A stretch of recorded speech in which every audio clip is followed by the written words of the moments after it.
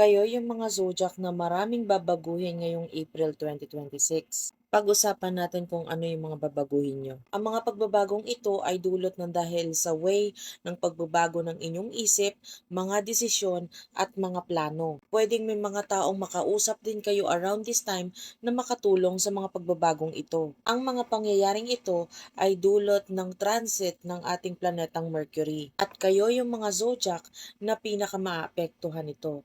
Bago natin simulan, be sure to check your natal chart, especially your sun, moon, and rising sign. Ngayong April, yung panahon na pwedeng kayo ay biglang magkaroon ng mga clarity. Pwede ring magkaroon ng mga biglaang opportunities na dumating sa buhay nyo. At ang maganda nito, magiging instant or mabilisan din kung ano man yung magiging resulta ng mga desisyon or mga bagay na naisipan nyo. Ngayon yung time na you will act quickly, pero be sure to do this carefully. Kung nung mga nakaraan nag-overthink ka masyado, this time pwedeng magkakaroon ka ng clarity sa kung ano yung mga dapat mong gawin dito sa mga bagay na pinag-overthinkan mo.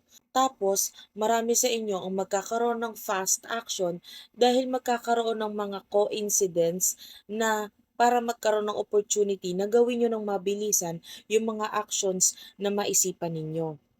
Hindi ito slow transformation para sa inyo. Ito yung fast movement na magdudulot ng fast outcome agad-agad, ora mismo. Ngayon yung time na mag-a-align kung ano man yung nasa isip ninyo sa kung ano yung outcome or mga gagawin ninyo. Pinabibilis ng panahon na ito ngayon yung mental process ninyo at may mabilisan ding mga realization sa inyo ngayon. Kaya ipupush din kayo ng universe ngayon na mag-take action regarding sa mga bagay na maisipan ninyo. Ito yung time na hindi lang kayo isip ng isip, kundi ilalagay talaga ninyo lahat yan sa realidad.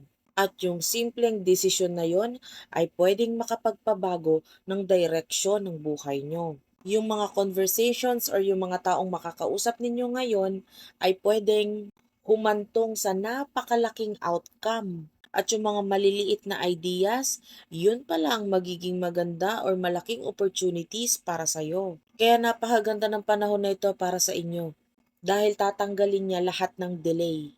Tignan mo na lang dyan sa comment section or sa caption kung ano pa ang maaaring maging effect nito sa kada zodiac sign na nakalagay dito.